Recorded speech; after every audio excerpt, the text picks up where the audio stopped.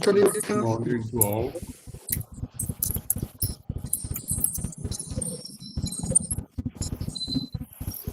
Good morning, everybody. This is Idan Mahmoud, and I would like to thank you all for all your kindness in accepting our invitation. So this event is organized under the name of the Black Sunni Network, and hence we have also the Professor Nitkas. Professor Nitkas, can you hear us? Yes, I can. Well, can you see me? For the moment, we cannot see you. We are looking, but we cannot see you. So probably your camera is turned off. Let's. Now it's okay. It was for a moment. Okay. Can you see me now?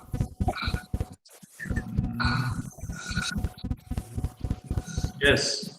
Now there is an image there, but not you in the image. Okay.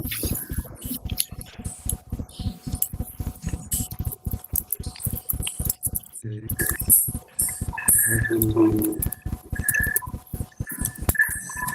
think now you can see me. Now it's better.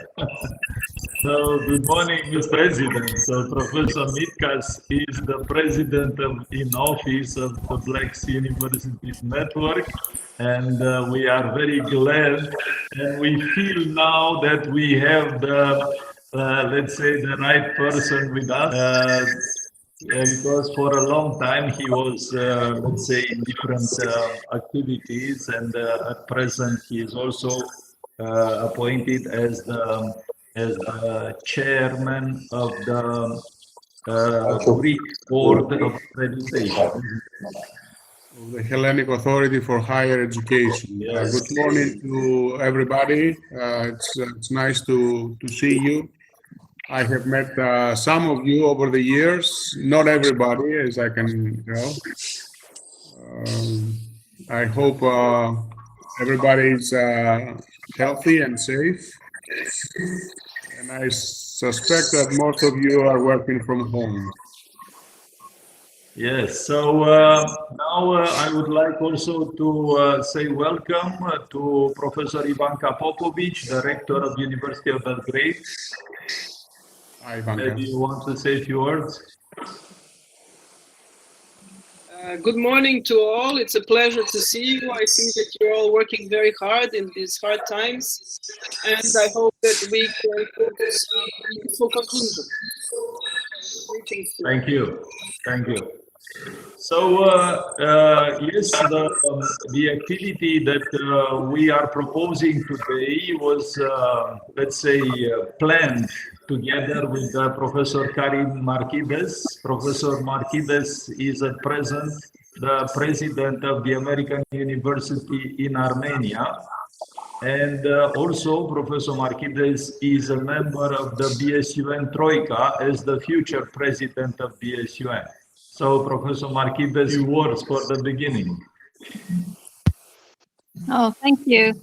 It's really great to see that you have arranged this meeting, and I think it's very nice for me to become, be more present in this nice network, an important network, I would say.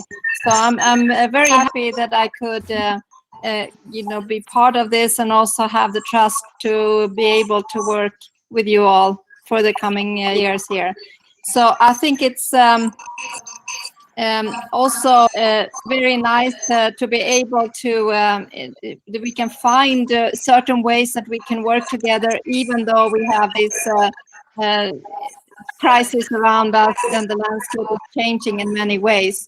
But maybe in all these type of changes, there is always also opportunities, and we need to really get together and to find those abilities that are hidden in this time of crisis. So I'm really willing, interested, and honored to be working with you on this.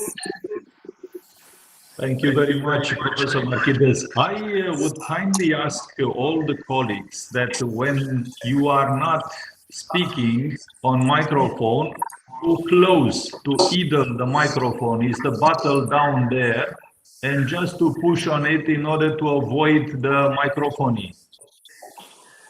Am impresia, domnul profesor Pană, că la noastră, ori la domnul profesor Ipeanu, my microphone is closed. so yeah, both of them have to be closed. Okay. My colleague closed the microphone too. Okay. Okay. Once again, thank you very much. So the activity. There are some microphones on, I think. Yeah, It's, probably it's the microphone of Professor Berikov that is open there, and he will join immediately. But we Okay. cannot do anything meanwhile. Yeah. Very good. So the activity that we would like to propose today, as it was mentioned a little bit early, it was just to come together and to share the kind of things that happened during this period, a very unpleasant period, unfortunately for all of us. And we have to say that 2 weeks ago, we had a similar meeting with a group of universities that are member of BSUN here in Romania. And you can see here we have a group of colleagues as Professor Pană, Professor Ipeanu, Professor Bădoianca, and Professor Lianu that also joined the meeting that we had, and we discussed our issues at the level of universities from Romania. And once again, I would like to express my gratitude for the distinguished colleagues from Romania for joining also the event today. With your permission, I would like to just make a very brief, let's say, summary of the aspects that we have identified during the discussions here in Romania. So in Romania, in let's say the week that was 12 to 15 of March, let's say the process of starting the activities online was initiated, and we had also an ordinance of the President of Romania to reduce, let's say, the activities and have these social distancing measures. So in the case of universities, we've been just in a single step, we've jumped into this online, mostly online activities, although we had some activities that developed online or distance learning programs, but we had to jump with the entire university, and this was a very difficult period. Of course, within weeks, we identified some solutions, and the university started to define some possibilities to address this problem. And of course, it is not only a technical problem to identify some online platforms, it is also a problem of supporting the teachers, supporting the students in using technologies, and to develop for teaching and learning. So, yes, good morning, Professor Berikov. Welcome to the meeting. Can you hear us? Так, как я должен увидеть себя? Okay. Dear friends, I'm really glad to join you. We have also some new elements in our studies in Ukraine, naturally online, and online expertise, online conferences. So that's why I participated with meeting with experts from our state agency for quality of higher education. They study the level of material science student program. So I'm really glad to see all of you. This online program, unfortunately, online, because it's better to meet each other, shake your hands, but still let it be, and glad to see you. Thank you very much, Professor Belikov. We kindly ask you during the period then you will not use the microphone to close it, because there is a microphone in there. You said, yeah, you said Just a moment. from the display, just down there to close the microphone, yeah.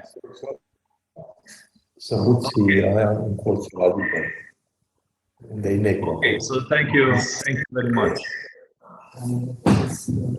So I was mentioning about this aspect that in Romania we started, let's say, very steep the process of using these technologies, and we identified a lot of needs for supporting the teachers and the students with the appropriate assistance for using these online technologies.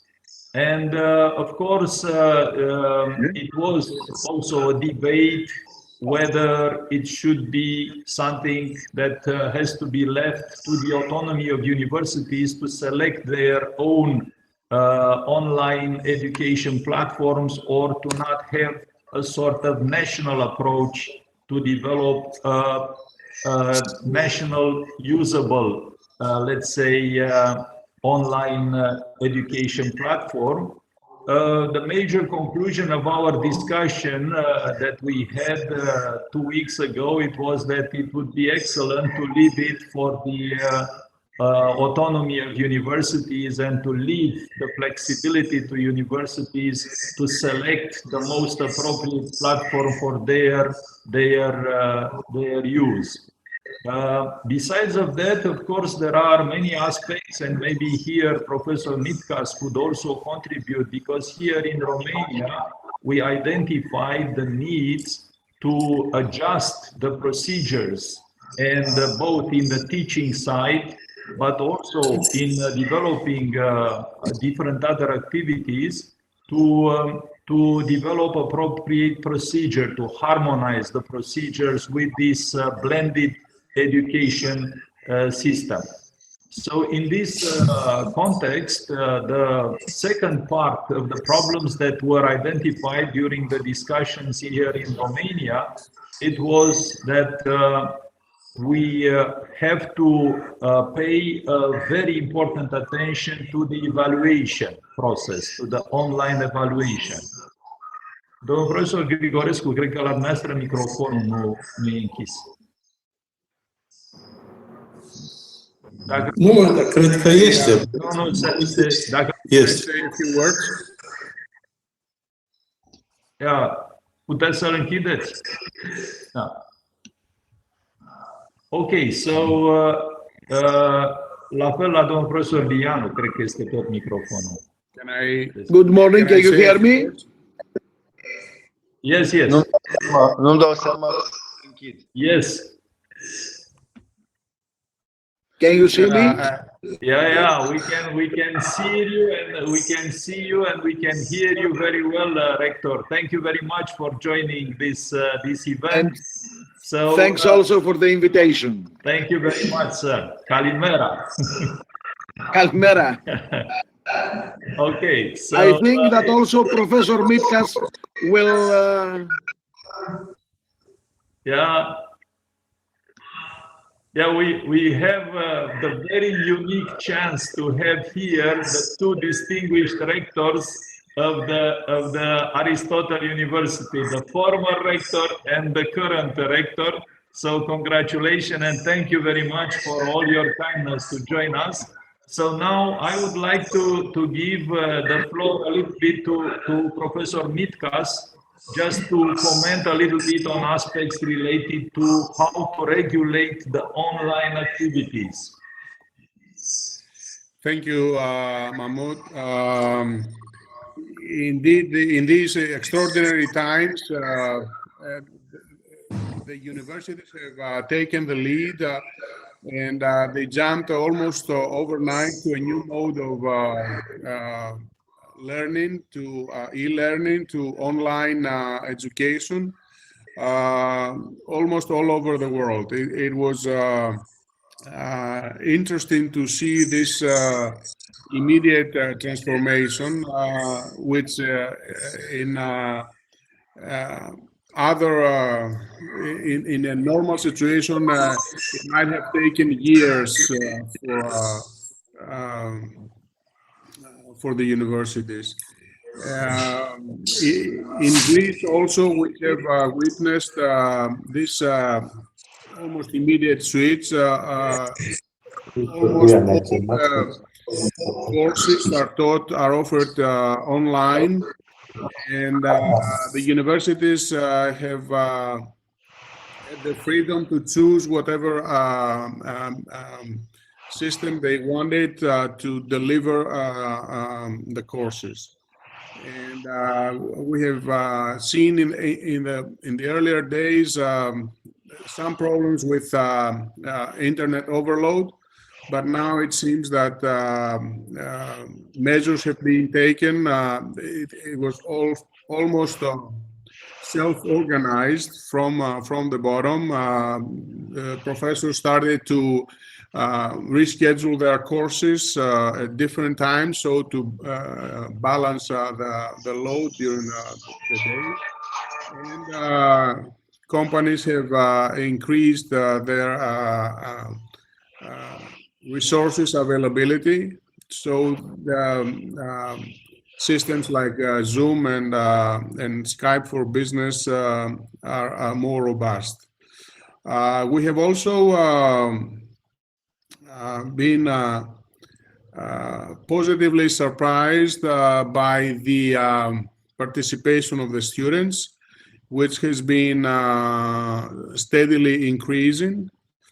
And the problem now is, I mean, two are the main problems. What to do with laboratory courses, how to handle that situation, and the clinical work required by students in schools of medicine or in the life sciences in general, and the evaluation process that is coming up in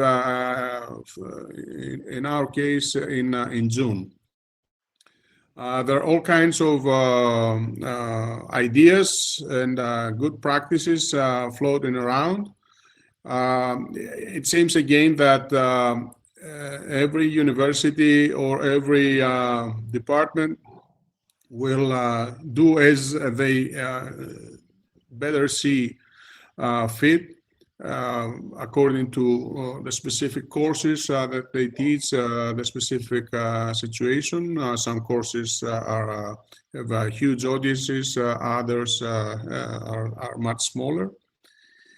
But in general, this is an excellent opportunity for universities all around the world to embrace technology and educate their professors, those who have resisted for various reasons to use technology in their classes.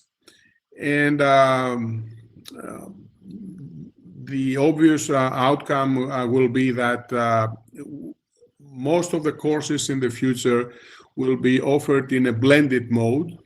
So there's going to be a lecture in the class, but there are going to be other events happening online. There could be take-home exams, there could be homeworks and assignments, quizzes, or additional material that will be included as part of the regular curriculum. The other possibility would be that online courses will be offered by more universities around the world, and students will be able to attend them in different institutions. So collaboration between universities is expected to increase, just because both students and professors will be more familiar with the technological options. And of course, technology will continue to improve, perhaps even faster, because there will be more customers, more universities, more people needing better solutions. How do you ensure quality in this process? Well, we have to, our accreditation agencies, our quality assurance agencies, national in most cases, have to rise up to the task also. They have to act fast and come up with solutions. In Greece, we plan and we prepare ourselves to have the accreditation procedures performed online instead of the customary visit to the university or to the department that is being under evaluation. We have not finalized the process yet, but it will be in place in a couple of months, perhaps earlier. And the idea is that we still have a 5-day visit or a 5-day event per department or per program of study, but the majority of it will be online. The quality of evaluation of the students, that is the examinations, the final examinations, is another issue. This may not be easy to solve because technology offers solutions, but also offers possibilities for students to cheat in the exams, and we have to come up with systems that are that can verify identity and the means used during the examination, the media. We are looking at all kinds of options. It's not going to be an easy problem to solve. It is fortunate that our region, the Black Sea region, has not been hit as severely by the pandemic, at least for the moment. I don't know what the situation is in each country, but just by looking at the numbers that are reported daily on the global sites, it seems that our region is still under control. The situation is under control. Perhaps the early lockdown has helped. We don't know what is going to happen if universities open again. In Greece, there's talk about opening the universities only for exams if needed, and lab courses and clinical work for this current semester. We'll see. So I think that's in a nutshell, and I can come back if you have any comments or questions. Thank you very much, Professor Mitkas. Very good summary. I would like to welcome Professor Sidorenko, who is the Vice Rector of Igor Sikorsky Institute, the KPI, the National Technical University of Ukraine. So, Professor Sidorenko, if you would like to say a few words. Thank you, dear Eden. Our welcome, warm feelings to all participants. Our university participates this conference with the efforts of World Data Center, and Mr. Ivan Pishnagраев represents our World Data Center. Our team from World Data Center some days ago published the prediction of possible development of situation with some corrections. And you know that World Data Center in KPI, under guidance of academician Zhurovsky,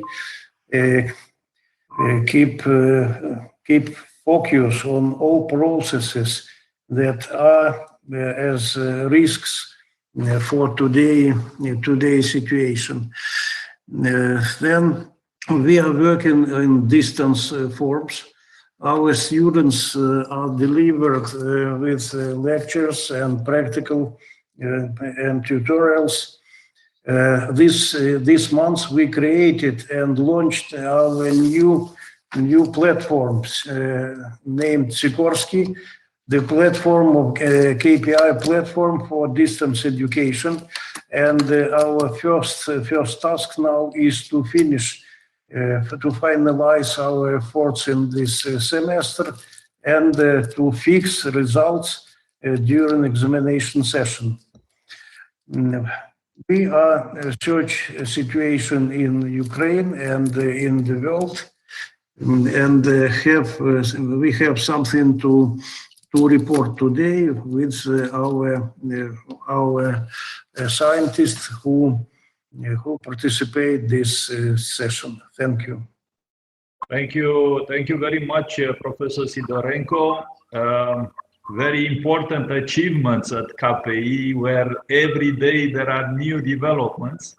Now, I would like to kindly ask Professor Gerzhikov, the rector of Sofia State University, to say a few words on behalf of the Bulgarian universities. Hello. Thank you for the invitation. Can you hear me, Eden? We are hearing you very well. Yeah. Okay. We are doing the same as in Thessaloniki, for example. We have digital education for 2 months now, and probably we will have the exams online too. Our problem is what to do with the disciplines and subjects which are impossible to teach online, like in the field of medicine or laboratory work in the field of chemistry, biology, and so on.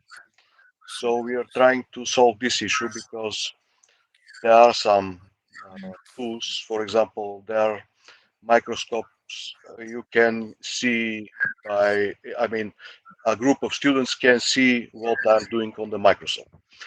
The problem is there are too many groups, and a tool of this kind is very expensive, so we cannot buy dozens of them, and that's why it's impossible to do online this work.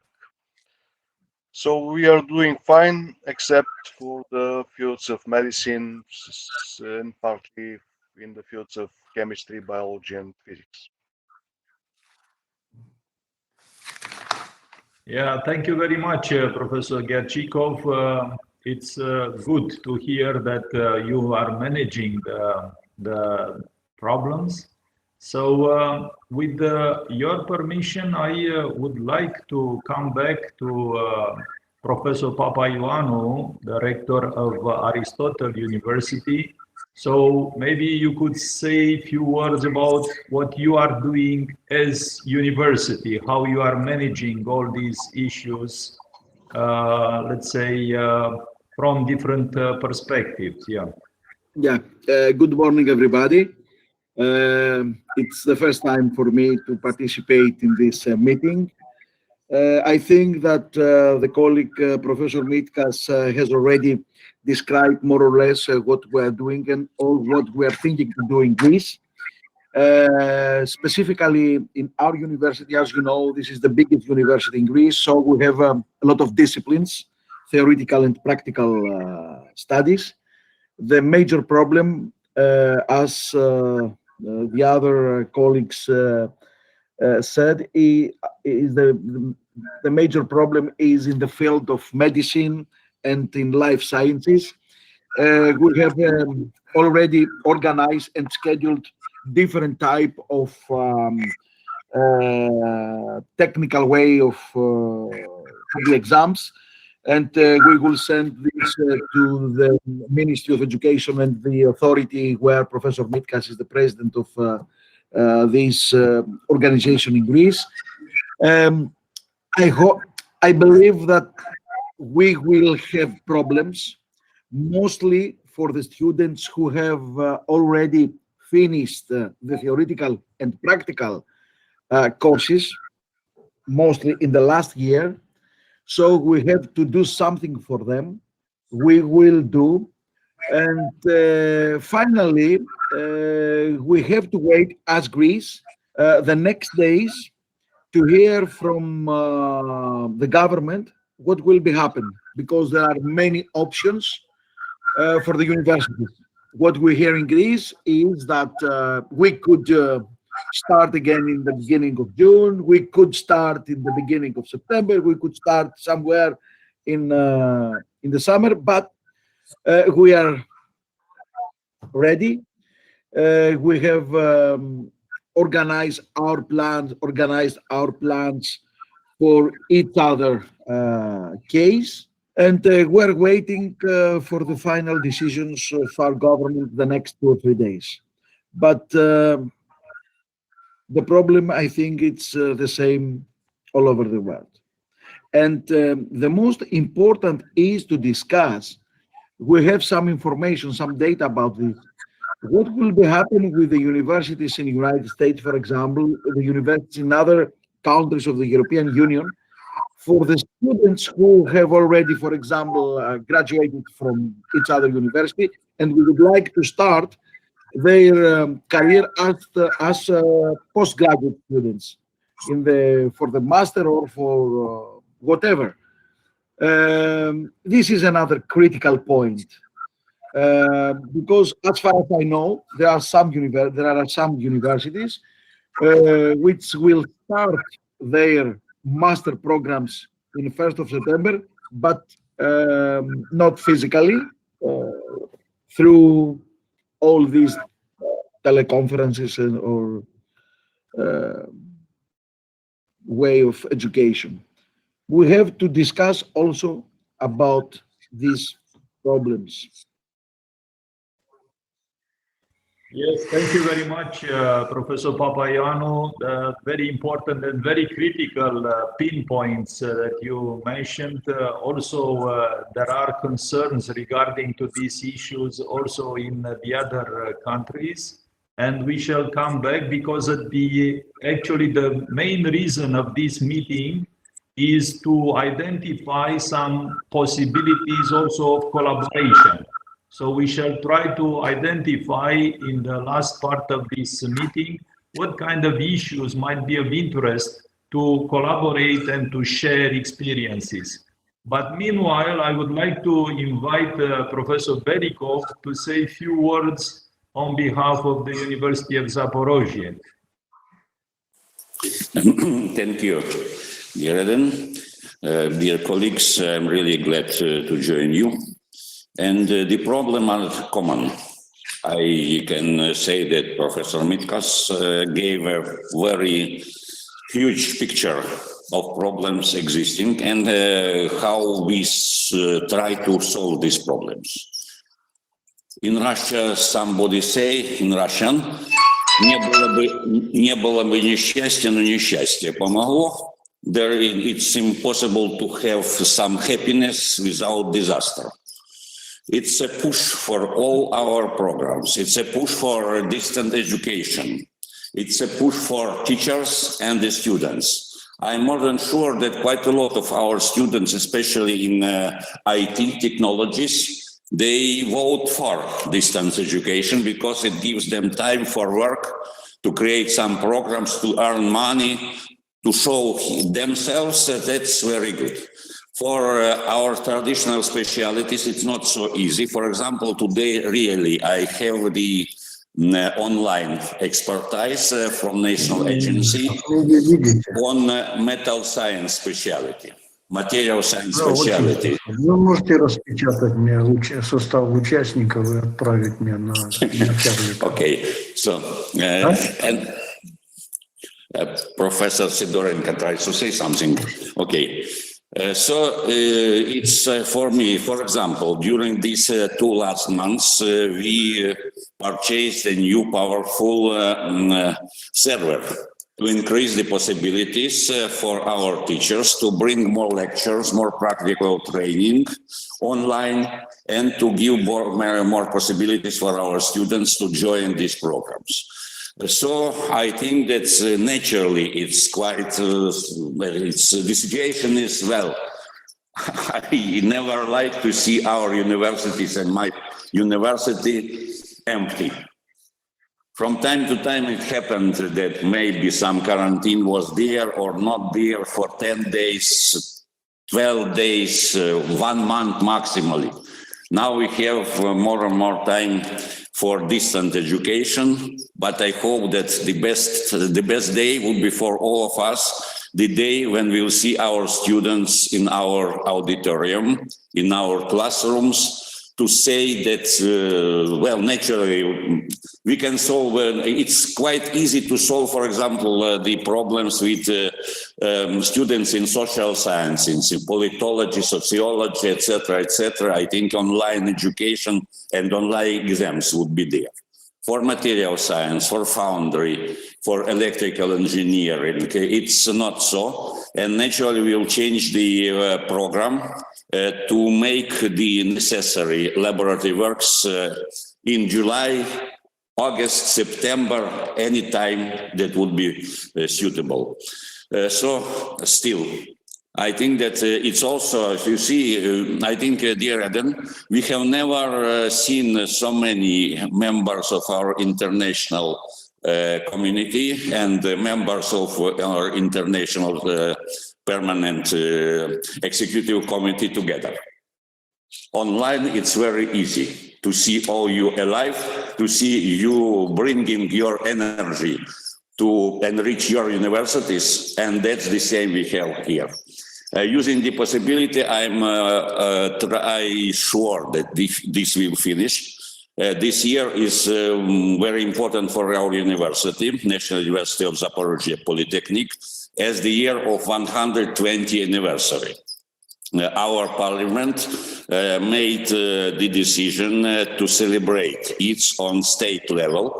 So I hope that on 19th November, I would be able to invite all of you to join not only online, but to come to Zaporozhye, to see new state of education, new processes, and celebrate together. So I am more than sure that time will come, maybe in 1 month time, maybe in 2 months time maximally, I hope. And that will come back and our students would be with us. Thank you. By the way, Eden, I didn't recognize you on the first site. you change your hair a little bit. In Russia also, I think you can hear that "богатым будешь." You would be rich, because I was not able to see, just looking well. After that, I say your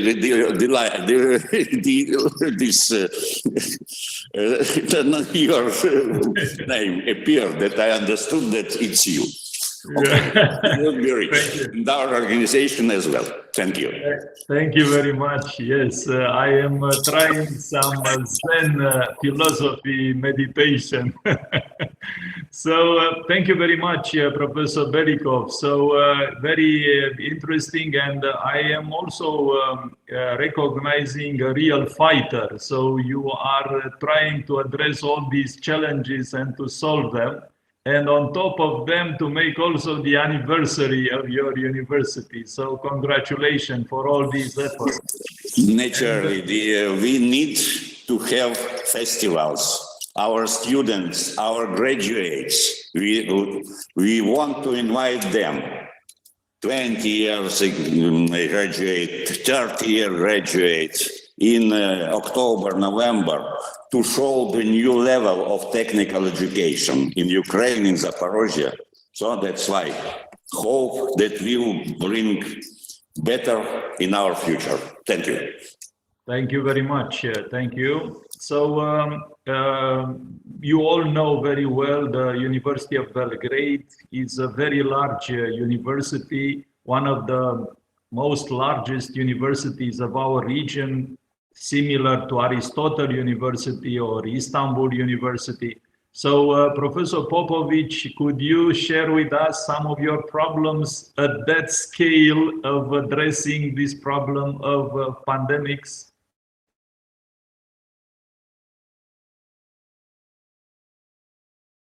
The microphone you have to. Yes, I was following your instructions to keep it off. So good morning to all. It's a pleasure to be here with you together. I think many things have been mentioned so far. Maybe there are some slight differences how things are being carried out in each country and also the extent. The state of Serbia is responded very, let's say, energetically to trying to curb the spread of the virus. So we have a so-called state of emergency here in Serbia, which means that there is very limited movement with the idea to stop the spread of the virus.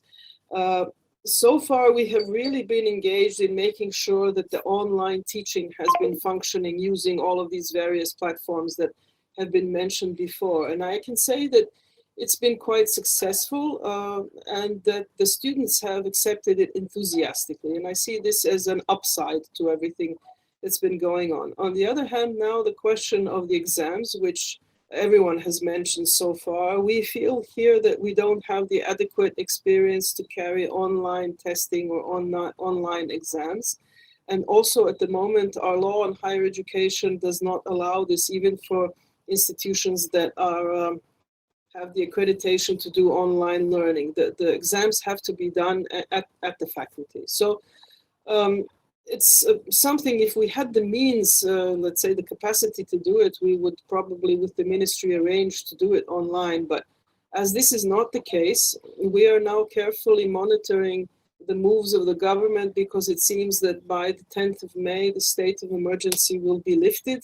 And generally, various measures are being gradually lifted. So we intend to to open up the faculties by the end of May, which means that we shall organize with due respect of all the regulations of physical distancing, first of all, some exam periods, and also practical work in the laboratory as much as we can do. It's now not quite clear whether we will manage to do this, but as the theoretical teaching is more or less will be completed by mid-May, we expect to have, let's say, a block session of labs for those courses which require this. So this means engineering, natural and life sciences, and medical sciences. So we think that this will be possible. And after that, this should take about, on average, 3 weeks.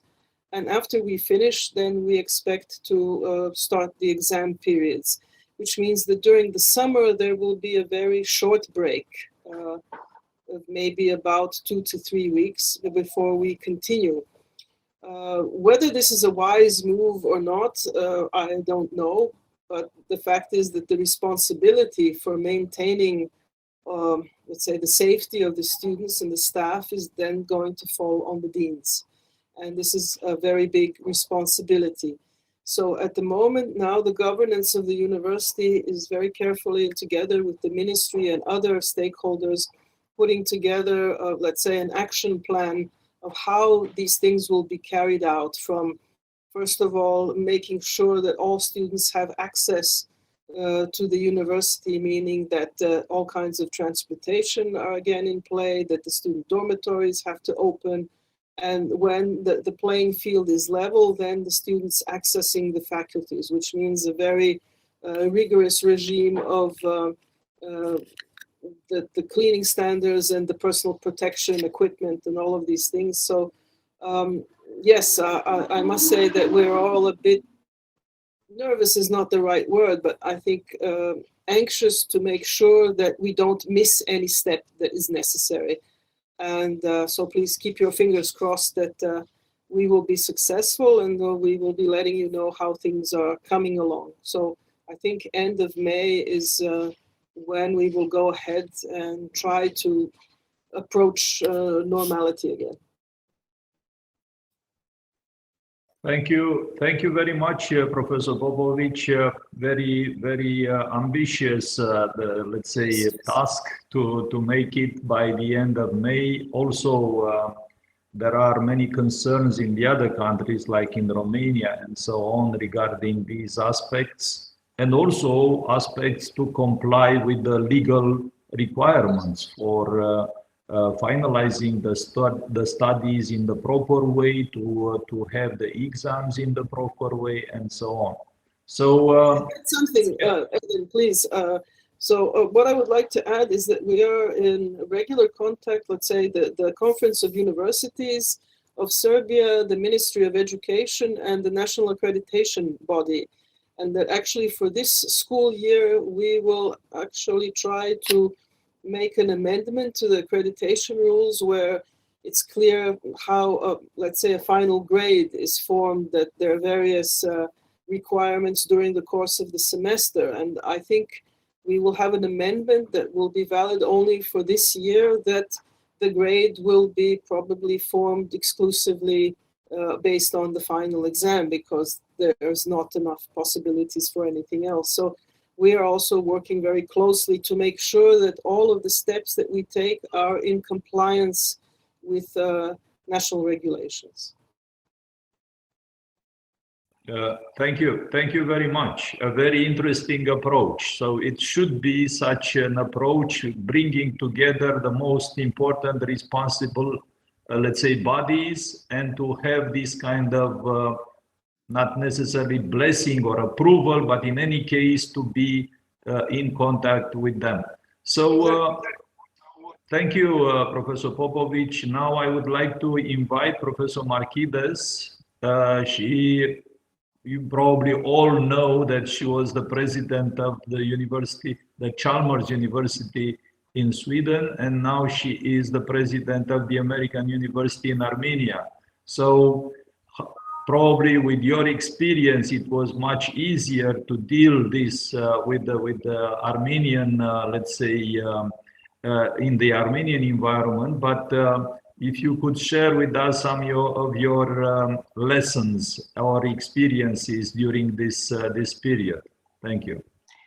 Thank you very much, and of course I am very humble when I say that I have been here not a year yet, so it's a very different, of course, culture than what we have in Sweden. But I really work very hard on one thing that I think is important for us to remember. That is, if we're gonna really collaborate, we have to really listen and learn. That is the most essential, and take more time to do that than what we really think we should take.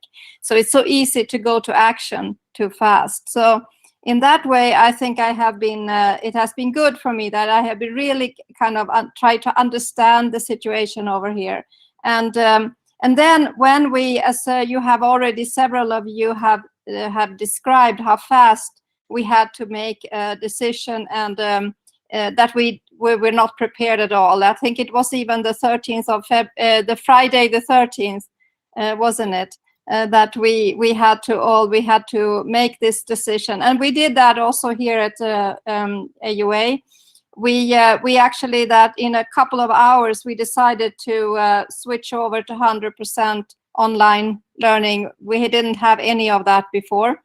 And to our big surprise, the students were right on it from the start. And because of that enthusiasm, also the faculty became enthusiastic. So that part, switching over to online, was very surprisingly easy, as several of you have said. But we have to remember that this type of online learning that we did that we have done now in the spring is not really based on online pedagogics.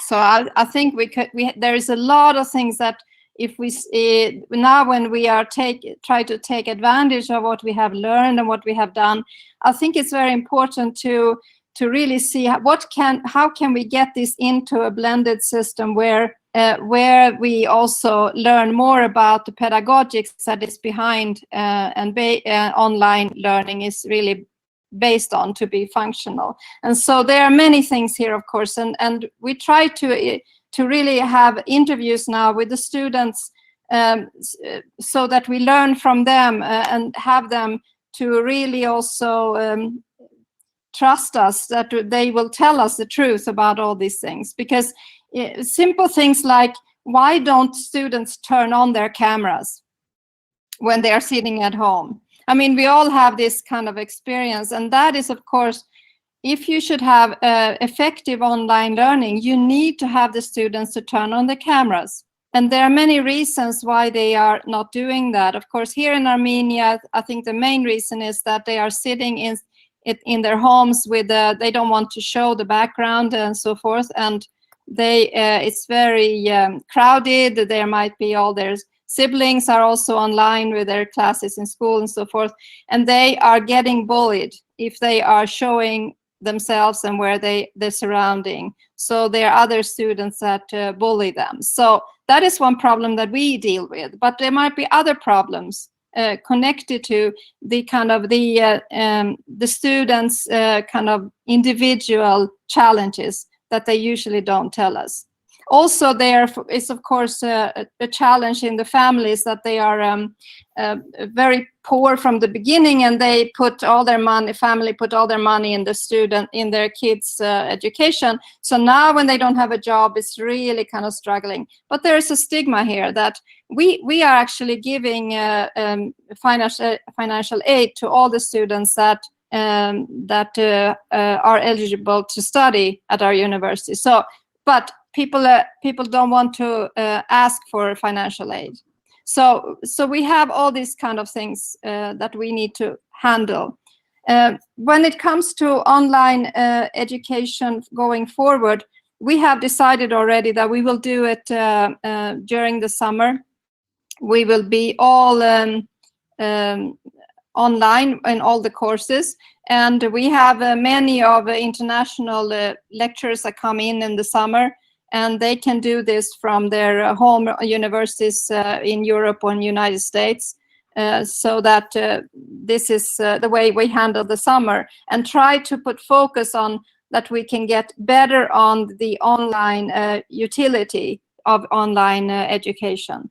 We also have, but of course we're a small university, so but small universities, we have to do the admission and also the testing online, and we do admission with interviews, because here in Armenia we cannot rely on the internet connections very well from the homes with them.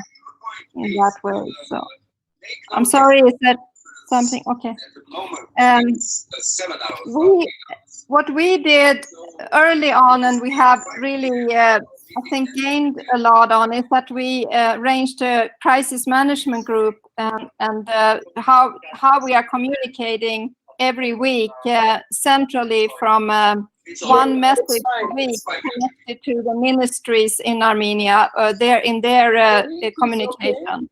So right after their communication, we are communicating out to our community, and then we have an agreement with all the subunits in the university to have their own sure that the connection is good, so you won't mind if I turn my sound off.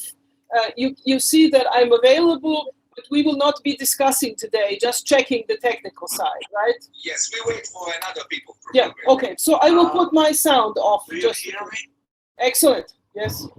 Yes, we can hear you. Okay. Yes, okay.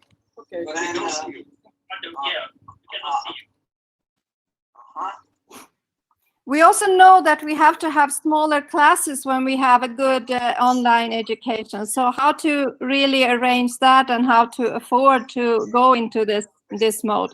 So I think we focus a lot on to see how we can actually make online very pedagogically and very effective. And here I think there are many things we could actually do to learn from each other, and also how we can make laboratory accessibility also with connection with the blended online possibilities. Okay. I'm very sorry. We also see, I don't know who's talking. Karen, I'm sorry. Ivanka, can you turn off your microphone? Oh, sorry, I'm sorry. Thank you. Thank you very much. Ευχαριστώ. So we also see that some of you said that the students are not, after they graduate now, they cannot go on to their further education out in the world. So they are staying at home, and I think we all have this going to have this experience that we have to offer something to them, to our young alumni. And I think here also there is something we could actually connect together, and especially if we have similar interests, which we do have in our different countries and regions.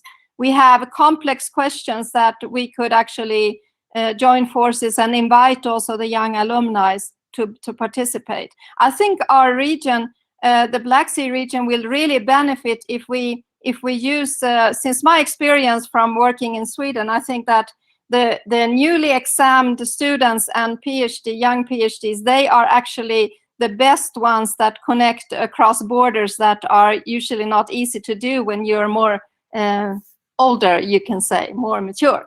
So they are very interested, and they can focus on the challenges more than what we can do when we are locked into our disciplinary way of thinking. So I think we should really utilize this fact, and also work with that the university sector as such really should be a stakeholder with its own right. Because here we have a possibility to build on the trust we have in society. We have higher trust than any other stakeholder. And I think we can do things now. We have in our hands also all the disciplines and all the young people that are going to be leaders very soon in society. I think we should actually take this time and really connect and work with the public and private part of the society, and show that we can actually be a stakeholder and should be a stakeholder with our own rights and an equal voice. So this is what I feel that we should do, and I hope that some of the universities in this region would join and work with this on certain challenges that we see that we have in common. And of course, the COVID-19 is one of them. It's one complex challenge that we have in common. So we could add to that, of course, and other challenges that we have in common. Like waste management or plastics in the water, whatever it is. It's also it could be very good to take this opportunity when we have this crisis in our hands here. I think also, if I should say one thing that is I found from the students' interviews, that they also like very much online, because some of the students that usually don't get their voice heard in the classroom, they can be more outspoken and be more visible. Also, it's more, the shy students have a chance to be more visible. And I think that is also a positive side of this problem we have. Yeah, so these were some small experiences. I think I said that summer we have decided to have it online only. And we also, on 1st of June, we will decide if we're going to go the fall semester online. It looks like we will decide that because it's much easier to have a decision that we will work online for the fall semester. And then if we don't need to, we can switch it, open up for blended learning. But it's much harder to go from an open classroom to online. Thank you very much, Professor Marquides. Thank you for all these, let's say, aspects that you have presented. As I said, later on, we shall make a sort of summary of the aspects and proposals and some possibilities for cooperation. Now, I would like to come back to the KPI, the university, the technical university in Kiev. And I was wondering either if Professor Yefremov or Pishnograev, maybe you could say a few words about that study that was mentioned by Professor Sidorenko regarding the forecasting or the, let's say, possible evolution of these pandemics in Ukraine you already have done, and the consequences of that. So who would like to make it? Dr. Yefremov or Pishnograev? Maybe we ask Dr. Pishnograev to describe this model. Ivan, did you hear us? Yeah, of course, I hear you. Hello, everyone. I would like to tell about our research. So we built our model using some similarity principle. We have defined the similar countries for virus behavior and forecasted the behavior of forecasted the spreading of virus in our country. In previous research, there was Italy and Spain. We used the information about cases of death and population, number of tests and other such information for forecasting. And we forecasted for 3 or 3 weeks. And at the beginning of our forecast, at the period for 1 week, we was very similar to the real statistic, of course.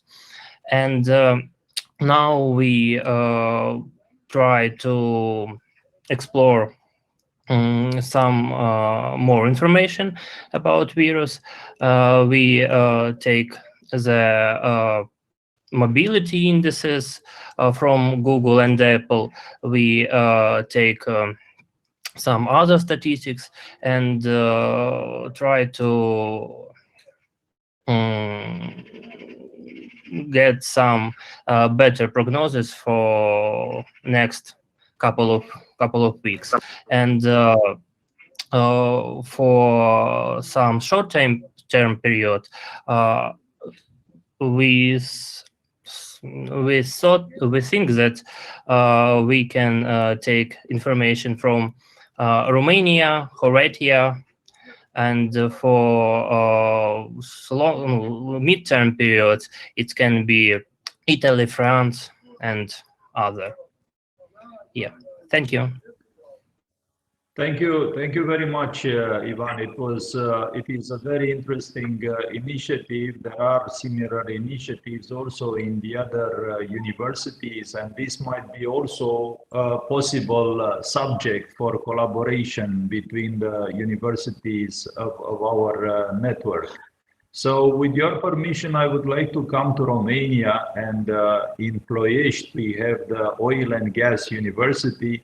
If either Professor Ipeanu or Professor Pana would like to say a few words about your experience in Ploiești.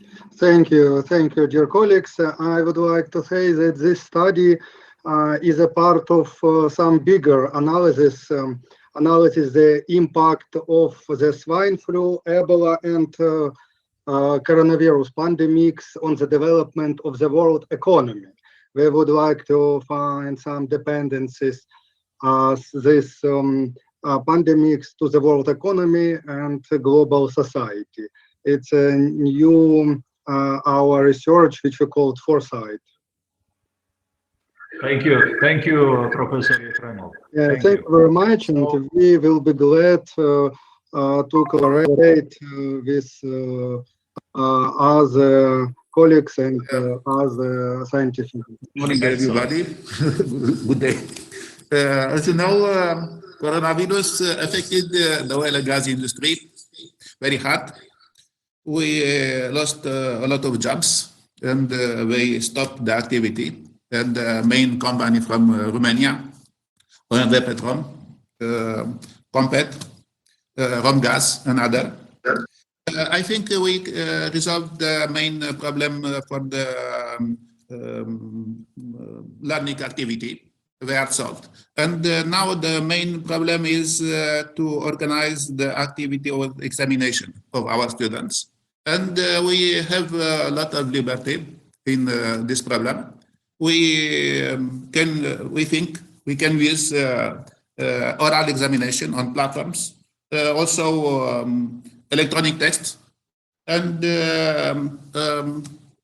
scanned papers sent by WhatsApp or email. And the homework is very important for us to take the situation of knowledge at the level of our students. We reserved in the curriculum 4 weeks for laboratory. We are a technical university, and we have a lot of laboratory. And we think we can, in this condition, to end up the study year for the terminal specialty. This one.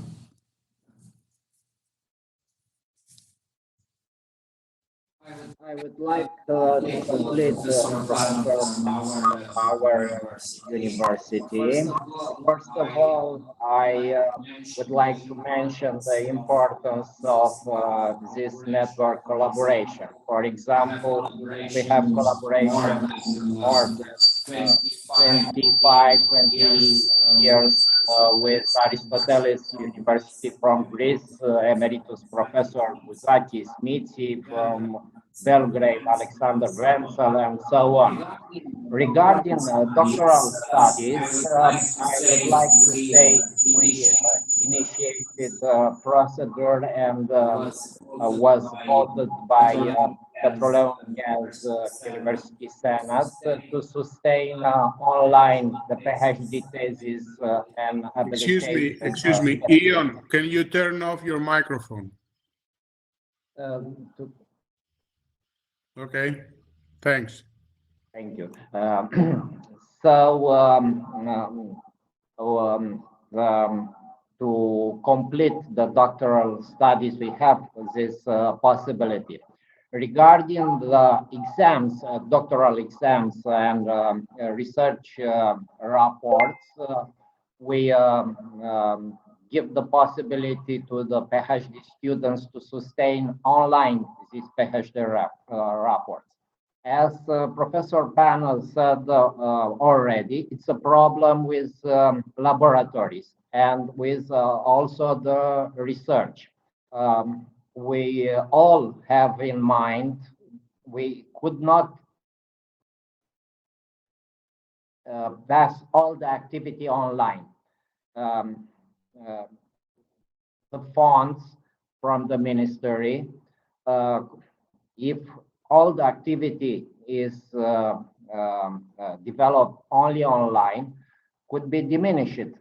So we have to keep the practical, the laboratory, the project. Immediately, it's possible to respecting also a number of maximum 10 students, 10 persons in the practical activities. So we have to keep in mind this financial aspect of financing the activities. Also, at doctoral studies, the students must complete their practical research.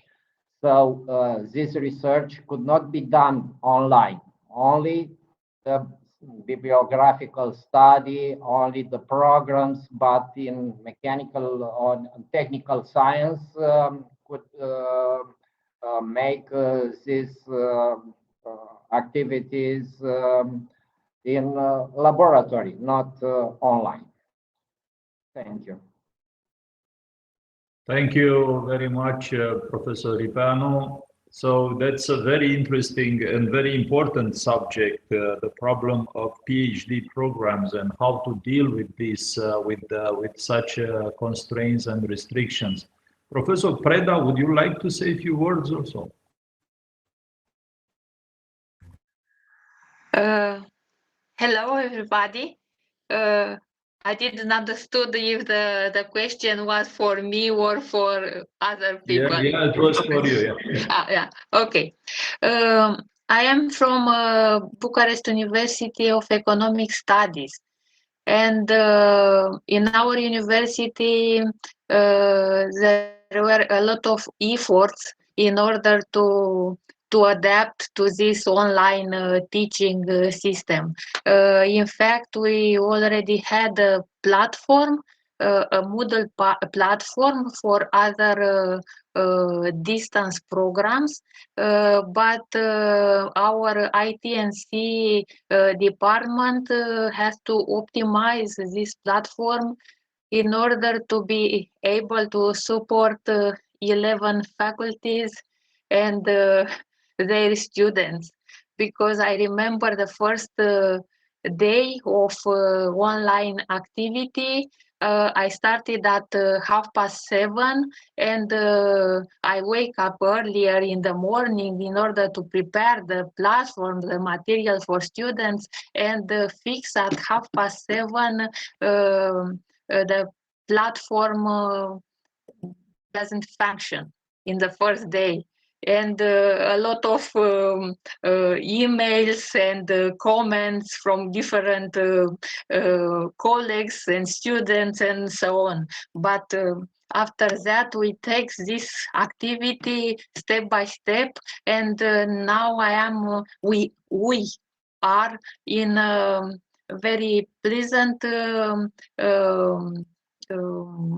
activity, and we really learn a lot of things, and it were a lot of training activity for academic staff, and we have the possibility to use other complementary tools. Together with our online platform, we are using Zoom, WhatsApp, and other tools. The students are very open to this activity, and even people with or students which didn't came usually in our classroom before, now they are very active, and that is a positive thing of this period, let's say. And now we are preparing for online examination. We expected that we'll come back in the classroom, but I think after the last communications of our government, we are preparing for online examination, and we are organizing a training session with academic staff. Next week we will have such a session, and we also organize some simulations with the students in order to be able to work with the technical aspects. And related to the research activities, we are trying to keep a longer period for some activities in order to or postpone some of them in order to be able to manage the entire project. And for example, the activities related with meetings with stakeholders or something like this, we are organizing in online online platforms. Thank you very much, Dr. Preda. Thank you. It was very useful, and this summary was also completing the activities that you are doing at this university. Thank you. So before, let's say, closing this part of the discussion regarding the experiences and lessons learned, if there are some other colleagues, some of them whom are, let's say, connected only via audio connection, if they would like to make some inputs or some comments.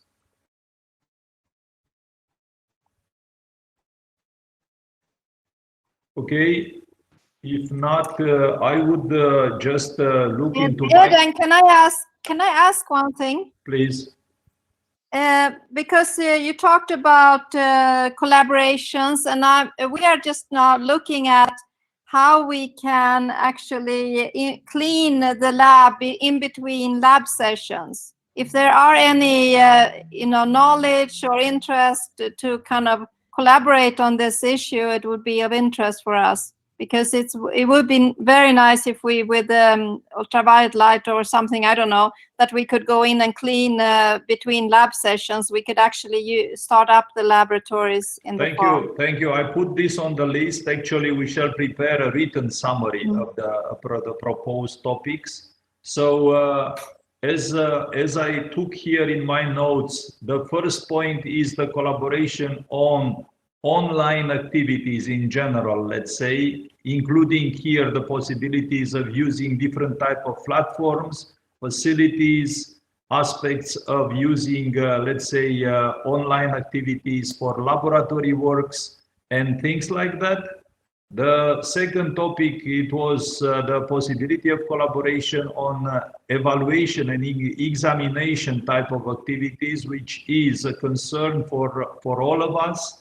Then it was that proposal, that project presented by the colleagues from KTI regarding the modeling of the, let's say, statistics and the spreading of these, let's say, virus and epidemics. And of course, this aspect of how to clean up and to make safe the rooms, the laboratories for developing the activities. These are some of my notes. So the collaboration on how to deal with the PhD activities on online type of activities. So these are some of the proposals, and now I would like to pass to Professor Grigorescu, because he is representing the Institute of Levantine Studies here in Romania. Sorry, can I interrupt you?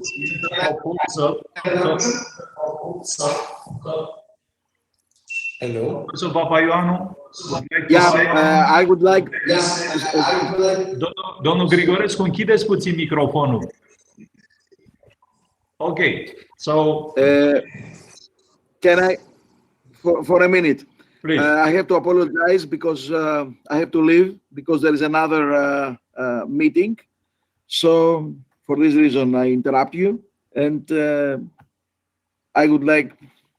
I hope to see you very soon. Yes, thank you. Thank you very much. Everybody. Actually, in the second part, Professor Papaioannou, we would have a discussion about our future Congress, which is... Okay, maybe you will send the minutes and the summary of... So the Congress is going to take place in September, between 9 and 12 of September in Yerevan, and we shall discuss about this. Okay. Thank you. Thank you very much. Bye. Bye-bye. Be safe. So now we offer the floor to Professor Grigorescu. Good morning, or for some people, good afternoon. Some universities around the Black Sea are already in the afternoon. Thank you, Professor Mahmoud, for keeping us informed with the university's solution for reducing as much as possible the effects, negative effect of this pandemic time. As some of you said, this pandemic time will leave us also some positive effects on quality of the e-learning, of the distance learning, but also the capacity of taking quick solution to unexpected things. I think this was a very important aspect. Universities were put in the situation to find solution, and I was astonished how many came. Regarding solution, quick solution, I was thinking what Professor Papaioannou, unfortunately he left, said. He's looking for a solution for ending this year. I wonder if it will not be possible, because definitely this university year will be displaced to the mid or even not late summer, to have to move classes and laboratories in the field on small groups, especially some like oil university from Croatia. It's ready, I think, to end the year in field around the oil fields, but also some naturalistic organized in small group may find very good solution in going to the field. And this will be also a way to an long expected change in the education for professional career, to link much more the professional education to the field, to the realities of the field. Thank you for the moment. I have many other things to say in the connection with that project. I spoke also in Constanța, how to link universities to the regional, to the regions in the benefit of both. Thank you very much. Thank you, Professor Grigorescu. So this Institute of Levantine Studies was initiated by President Constantinescu, the former president of Romania. And this, on behalf of President Constantinescu, we received a letter for proposing us a partnership that would facilitate collaboration. Professor Grigorescu, you have... Hello? Okay, so I would like just to say a few words about this letter that was sent to the Secretariat by President Constantinescu, as I said, the former president of Romania. And in this letter, he's proposing a partnership between this Levantine Institute and the BSUN on let's say, addressing the question, how will look the world after the COVID-19 pandemics? So in this proposed letter, he is proposing a project for forecasting, for multidisciplinary forecasting, in order to identify aspects like which are the vulnerabilities that we've been faced during the pandemics and how these vulnerabilities can be corrected, what kind of threats can happen to the next period, and the society would be confronted after these pandemics, which fields of activities have to become priorities in order to assure a good reaction to the challenges of the future, how the managers and the leaders will, from different sectors, will be prepared for facing different other crises in the future, how should look the leadership of the future, and at the end, how the world will look after COVID-19. So this was the letter proposed by Professor Constantinescu. He is, let's say, a member of the academic community, and as I said, the former president of Romania. And he proposed this partnership to our community. So maybe you could say a few words or comment on this proposal. Of course, oh yes, me or somebody else? No, I was wondering if the other colleagues, for instance, Professor Mitkas, if you could say a few words. I was going to comment that these are all very interesting, valid questions, and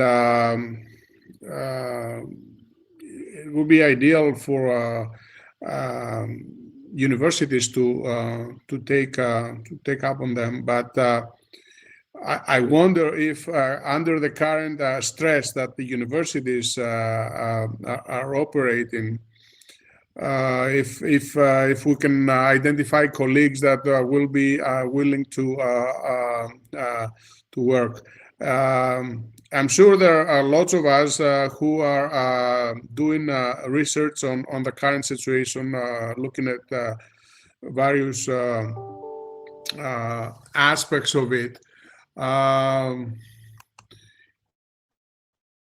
I don't know. It would be nice if we can take up this challenge. But here we have some professors and rectors. If they are willing to jump on it, yeah, I don't think Mahmoud and myself can do that. We will need a lot of help. If we can identify some colleagues who will undertake one or two topics and perhaps collaborate, that would be ideal. And perhaps by September we may have an outline or some early results. So. Thank you very much. Actually, this is also the proposal, but Professor Marchides, she has also some proposals on how to prepare the way to Yerevan, And maybe now is the time to introduce a little bit the concept that you have for the Congress in Yerevan, and how you are planning to organize it, and then the way in which you consider that has to be, let's say, prepared this event. Yeah, thank you. Yes. Yes, we have been investigating, thinking, talking to different people about what would be timely and a good focus for this conference that we have scheduled for the beginning of September. Now, first of all, I should say that we don't, of course, know if we can have it in the beginning of September, but we plan anyway to see if we for the conference, both concept, how it's packaged, and what it could do for us. So I think we should have a high ambition on this, because why not? I mean, we need to develop really timely the thoughts that universities really, I think, maybe should think of at this time, and especially for the questions just raised. So of course we are the stakeholders that really have connection to all the different disciplines. That means all the knowledge, even though we might not have it in our own university. But of course, as science is global, we have connection to it. And we also have both a responsibility and ability to really train the next leaders in our societies.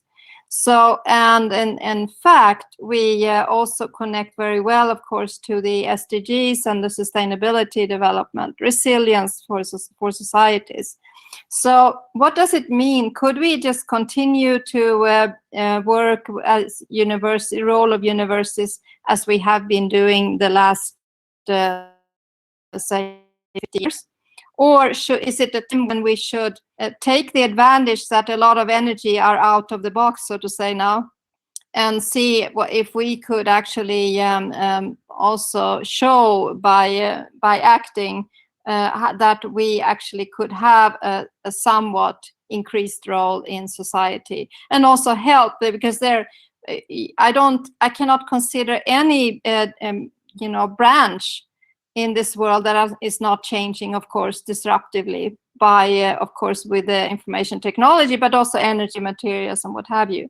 So we are actually training leaders for a society that is not really the one we have had. So we need to do something about that. I think it would be time. I think it's very timely, and I think that these universities that we represent in the kind of in between different cultures and very connected to most parts of the world in different ways, I think we have actually could I say, opportunity when most other parts of the world are locked into their traditions. And I come myself from a Nordic country where we have even there, of course, a lot of traditions that are hindering a new mindsets.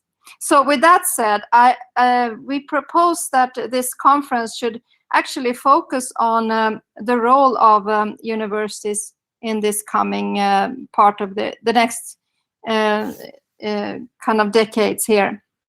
And to do that, to really build up on this, we thought that we should, of course, not be up in the clouds and talk very high-level systemic thinking only, but we need to start there, and we need to think about what does it really mean to think global and to connect to this science that is global, and then come with a discussion there, and then also come into now how could the disciplines that we are training and we are making to be in the forefront of knowledge, how can they be in a smarter way also connect together to solve complex challenges? I mean, we talk about it a lot, but it's actually the people that are connected to the forefront in knowledge that also needs to be part of the transdisciplinary discuss. And I'm not sure that we always have these incentives for that. But there are some of us. I built on that when I was president in Chalmers University, and I have some experience. The others of you have other experience. I think here we could actually find a very interesting. Let me put it like this: what is the difference between a center of excellence and an open center of excellence? I think that very simple question can open up for a huge discussion in the university environment, because it's a huge difference. So, and especially if an open center of excellence really connects to systemic leadership, I think we are really going into a disruptive change of our stakeholder role. And so we also need to be connected. So that is the discussion of the second topic. There is how can disciplines thrive through meeting together around complex questions. And then the next topic would be then how could we meet actually the other stakeholders in reality labs, as I call them, so that we are used to, of course, different types of labs, different type of controls of all the different components. But when we really go out and have test our knowledge and our competence in a situation where we have full reality around us, all the open-ended questions is there. I think they connect to the society with our to collaborate directly with society is something that we should do more of. And then we could actually find out of this in the final session what kind of what universities would like to be part of an alliance where we could connect and build this ability to solve complex challenges and get some support from different authorities, not the least from EU, but also from our countries and our regions and our businesses. If we have a voice that is equally strong to the other stakeholders, we definitely also can change things that they cannot do. And I also have, when I have time, I can tell you more about my experience that we have been successful in doing that. So I think I know it can be done. So I think that this kind of frame, and to make it more also concrete to land in reality, the suggestion is that we should have water as a theme through this. So we connect, if we talk on the high level and about this role and how it can connect to the disciplines, to the also collaborations, to leadership, to knowledge, then we can make examples that are connected to the challenge of water, because all of our countries have this challenge, but we have it in different ways. And I think we're all depending on each other, and this is something that could actually make us go beyond. There could be a stronger interest than things that are hindering our possibilities to work together. So I really think that we could do this conference. I hope we can do it in September. I hope you will all be there and really take part in this. And we also thought about a day after. Then we have, of course, the General Assembly the second day. The third day, we thought about having prepared young scientists for a hackathon around the Lake Sevan, and some interesting studies there. And there we can go, the whole group from us, from the network. We go there and we learn from these young scientists what they have found in their hackathon. And then we have and close this conference in a way that we will build our relations even stronger. So that's a proposal. And if we cannot have this in September, I think we could actually add some to move it, say, half a year front of us, and then we could actually have a few of these webinars on other complex questions on the virus. Because we could actually do some interest discussions around maybe energy area or some other areas that would be of interest for most of us. So that is so that we could actually build up even more interest and input into the conference when we can have it. So that's kind of, Eden, did I forget something there on my description? No, excellent. You did very well. So it is a very nice concept. And now Professor Mitkas would like to add something. Karen, thank you very much for a well thought outline of the conference.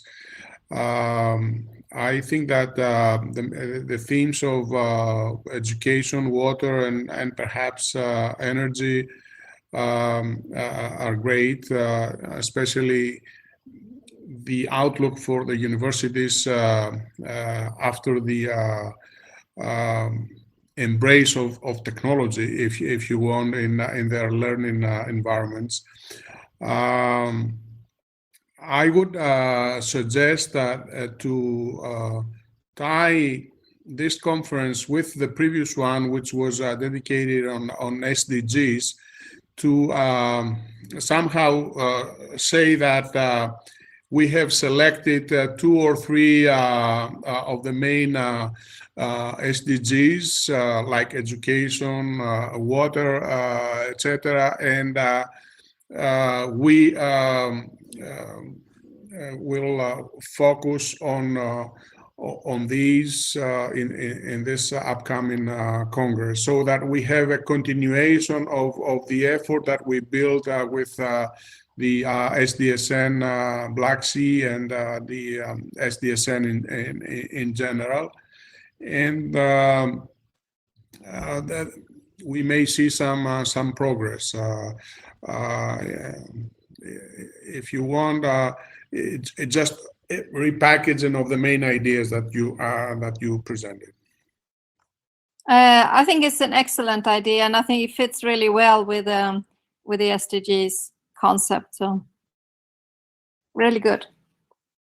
Thank you. Now, as far as the timing is concerned, it would be ideal if we can travel to Yerevan in September.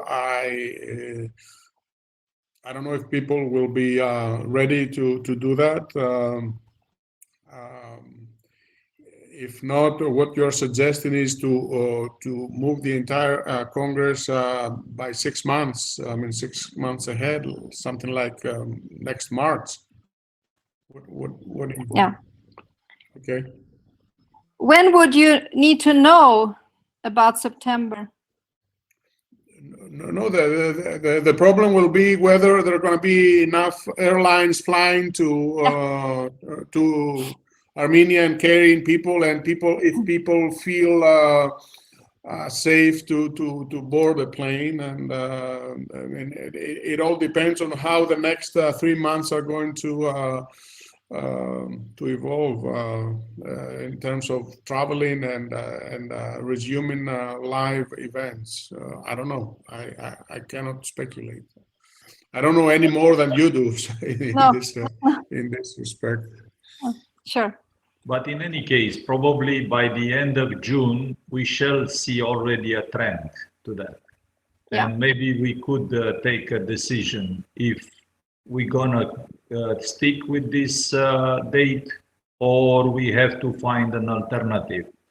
Do you think also there is a possibility to postpone 1 month or something like that for October or early November? What is your opinion? Yeah.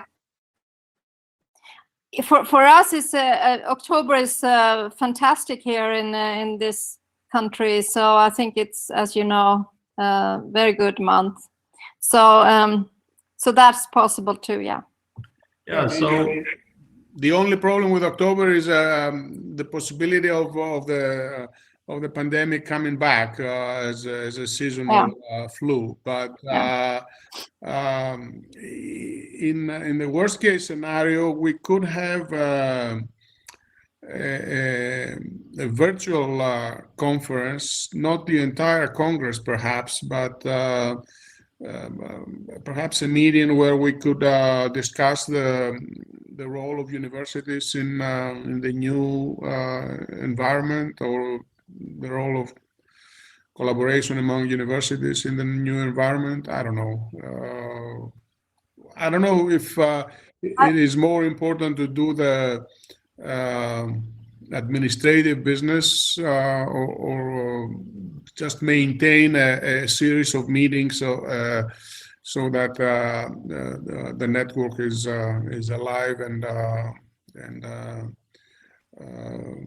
active.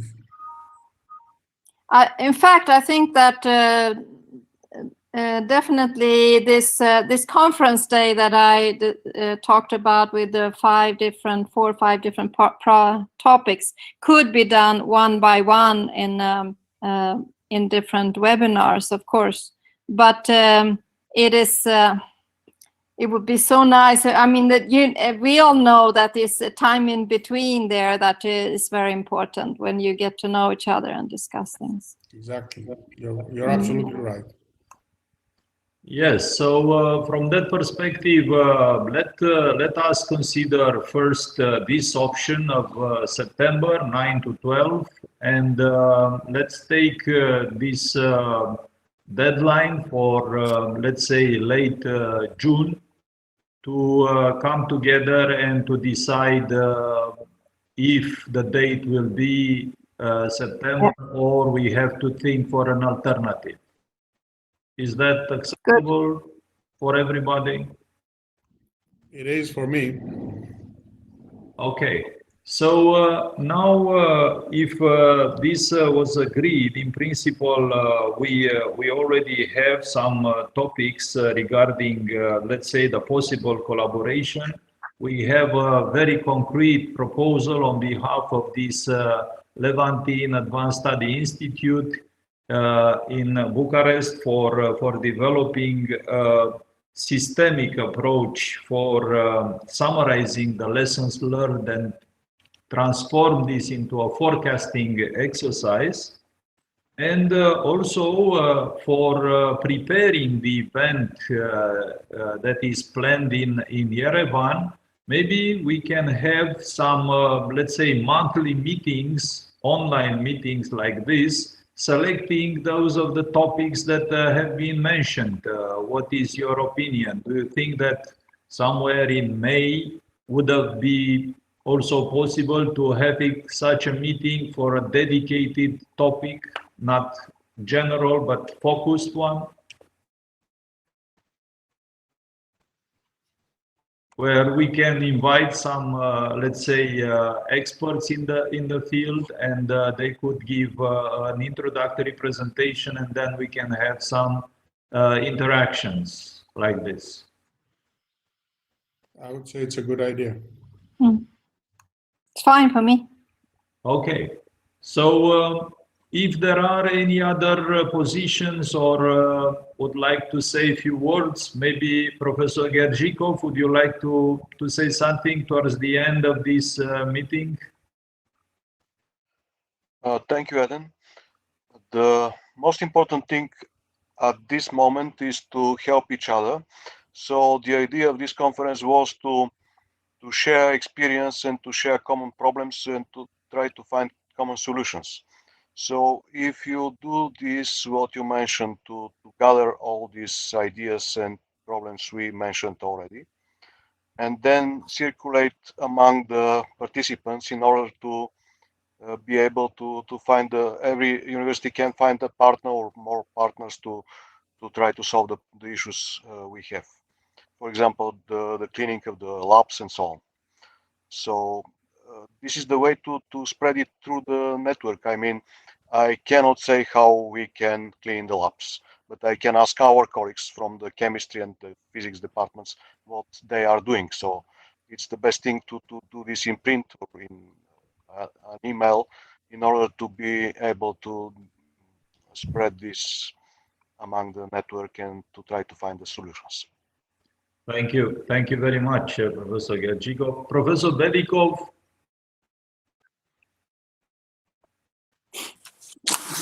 Yes, thank you.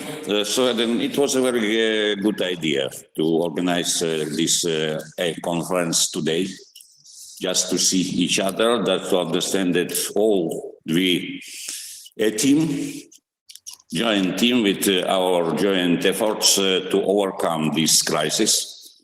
And still, I'm sure that we will succeed. And naturally, the 9th to 12th September, for me, it's very good time, but really it would be necessary to come in touch in late June to understand what's the position we expect to have in September. And naturally, I think from time to time, maybe we'll start a new cooperation in BSUN region using this good communication. I think I think if you propose the idea of next conference late May, it would be good. I support this idea. I'm really glad to see you all alive and energetic, and so really hope we'll succeed. Thank you. Thank you very much, Professor Delikov, and we are preparing ourselves for participating to your anniversary in Zaporozhye. So the last word. In November, I expect you to come to Zaporozhye. Okay, not virtually, not virtually. Thank you. So the last word belongs to the president, Professor Mitkas, the president in office of BSUN, but also president of the Hellenic, let's say, board for higher Hellenic education. Authority for Higher Education. For higher education, yes. Yes. Thank you, Eden, for organizing this meeting that gave us the opportunity to exchange experiences, ideas, and best practices in times of crisis, of unimaginable scale. The universities, I believe, have come along, have come forward, and they help governments all around the world by, first of all, doing what they are supposed to do, continuing with their mission of educating the young generation. And I think for the most part, we're doing an excellent job. But also standing by governments, giving offering their resources, their research labs, their university hospitals, which are at the forefront of the battle against coronavirus. There's, as many of you have already mentioned, there is some bright outlook for higher education in the midst of the crisis. There's this opportunity of bringing technology, new means of delivery of knowledge to younger people, of involving younger people at a different scale. There's also a risk for smaller universities, for not as strong universities, that they may lose their students if students all over the world get used to distant learning, online learning, and flock into more or better known universities, especially if the language barriers are overcome. But universities are very versatile and adaptive to new situations. We will remain at the forefront of developments. And we have to remain optimistic. We have to solve the problem with the exams, for example. but I'm pretty sure that when you have hundreds of thousands of bright minds looking at the problem simultaneously, good solutions will emerge. I sincerely hope that we will have a chance to meet in the future, in the near future, September, October, in Yerevan, and resume some of our usual activities. And we will work with Professor Markidis towards that goal. If not, we will see each other more often in bigger and bigger screens and better resolutions. So best of strength and continuous success in your endeavors. Bye bye from Greece, and my warmest regards to all of you. Thank you very much. Thank you for very nice words. Thank you all for participation, and let's hope that the things will be better. Goodbye. Bye. Bye. Bye-bye. Goodbye. Bye. Все разбегаются. Куда? А?